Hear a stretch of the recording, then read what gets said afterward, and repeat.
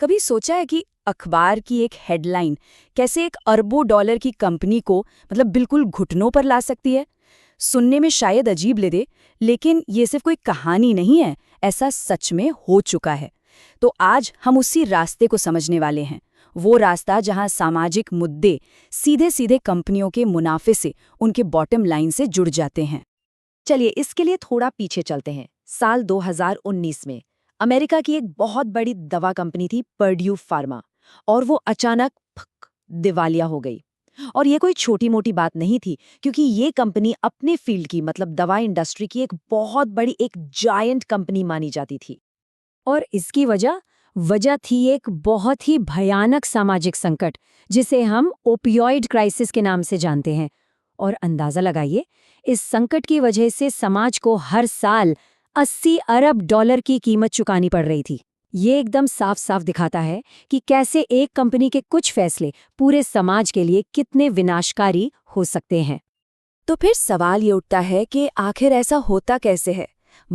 एक social problem, एक सामाजिक मुद्दा किसी कंपनी के लिए एक फाइनेंशियल सुनामी कैसे बन जाता है? देखिए, ये सब कुछ अचानक नहीं होता।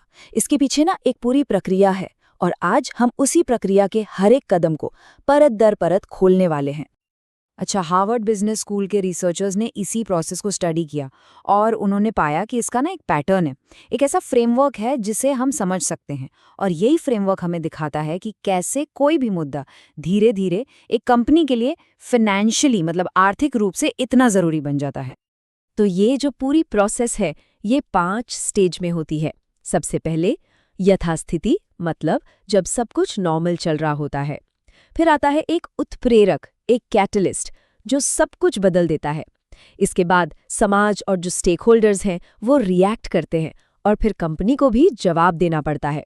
और आखिर में या तो नए नियम कानून बनते हैं, या फिर कोई नवाचार इनोवेशन पूरी की पूरी इंडस्ट्री को ही बदल देता है। तो यही है हमारा आज का रोड मैप। अच्छा, अब ये जो डायग्राम है ये थोड़ा कॉम्प्लेक्स लग सकता है, और ये इंग्लिश में भी है, तो कोई चिंता की बात नहीं है। हर एक शब्द को समझने की जरूरत नहीं है। बस 2 चीजों पर ध्यान दीजिए। ऊपर वाली लाइन जो कंपनी के एक्शंस दिखाती है, और नीचे वाली लाइन जो समाज की उम्मीदें, सोसाइटीज एक्सपेक्टेशंस को दिखाती है। जैसे जैसे इन दोनों के बीच का ये गैप, ये दूरी बढ़ती है, वैसे वैसे कोई भी मुद्दा फाइनेंशियली इंपॉर्टेंट बन जाता है। चलिए अब इस पूरी जर्नी को एक एक करके समझते हैं।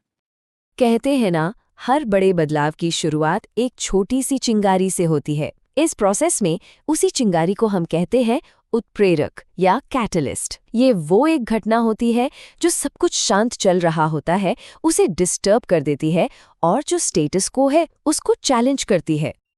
अब ये चिंगारी ये 2 तरीकों से लग सकती है। पहला, या तो कोई कंपनी ज्यादा प्रॉफिट के चक्कर में सामाजिक हदें पार कर देती है, या फिर दूसरा, कोई ऐसी नई जानकारी सामने आ जाती है जिससे समाज की सोच, उसकी उम्मीदें ही बदल जाती हैं। अब सिचुएशन कोई भी हो, होता क्या है कि कंपनी के काम करने के तरीके और समाज की उम्मीदों के बीच एक बड़ा सा गैप आ जाता है। और देखिए, ये सिर्फ कोई थ्योरी नहीं है, हमने इसे असल दुनिया में होते हुए देखा है। याद करिए, जब जूल पर यह इल्जाम लगा कि वो युवाओं को टारगेट कर रहे हैं, या फिर जब फेसबुक का डेटा प्राइवेसी वाला स्कैंडल सामने आया। और हाँ, पर्ड्यू फार्मा, जिसकी बात हमने शुरू में की थी, उन्होंने तो ओपियोइड्स की बहुत ही अग्रेसिव मार्केटिंग की। ये सारे एकदम परफेक्ट उदाहरण हैं उन चिंगारियों के जिन्होंने एक बहुत बड़े विवाद को जन्म दिया। तो जब चिंगारी लगती है तो जाहिर है आग भी फैलती है। उस कैटलिस्ट के बाद समाज रिएक्ट करता है। एनजीओज, मीडिया, आम लोग सब मिलकर आवाज उठाते हैं और कंपनियों पर प्रेशर बनाना शुरू कर देते हैं। अब इस प्रेशर का मतलब ये होता है कि समाज अब चुप नहीं बैठेगा। सड़कों पर प्रोटेस्ट होते हैं, प्रोडक्ट्स को बॉयकॉट करने की मांग उठती है, और सरकार पर भी दबाव डाला जाता है कि वो नए कानून बनाए। और यही वो पल है जब कंपनी को एहसास होता है कि अरे, ये मुद्दा तो अब हमारे मुनाफे पर भारी पड़ने वाला है। अब इस प्रेशर के सामने कंपनियों के पास आमतौर पर 2 रास्ते होते हैं। पहला, कि वो सच में प्रॉब्लम को सॉल्व करने के लिए अपने काम करने के तरीके में असली बदलाव लाएं, या फिर दूसरा रास्ता, वो सिर्फ दिखावा करें, माफी मांग ली, कुछ डिस्काउंट दे दिया, ताकि बस किसी तरह सरकार के दखल से बचा जा सके। जूल का केस इसको और अच्छे से समझाता है।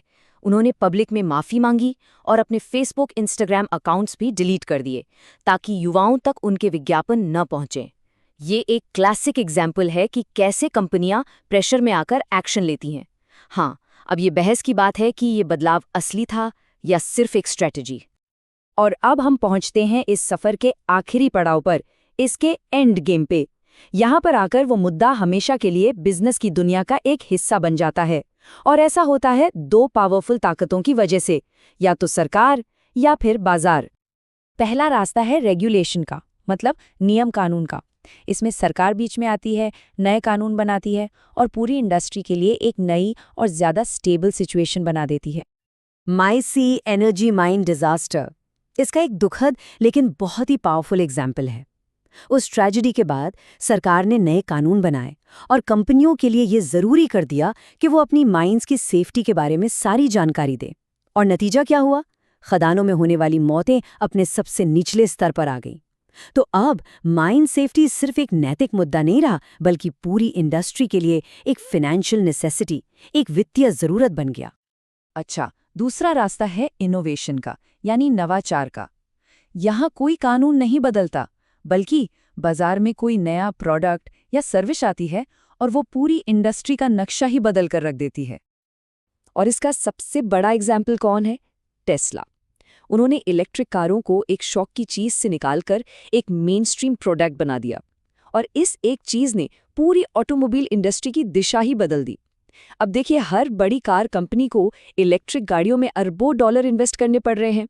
तो इस तरह एक इनोवेशन ने एक एनवायरमेंटल मुद्दे को कंपटीशन का एक मेन पॉइंट बना दिया।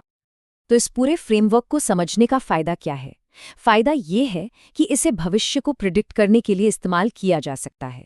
चलिए देखते हैं कि कैसे अलग-अलग ग्रुप्स इस पावरफुल टूल का इस्तेमाल कर सकते हैं। देखिए, इस फ्रेमवर्क के दो जबरदस्त इस्तेमाल हैं।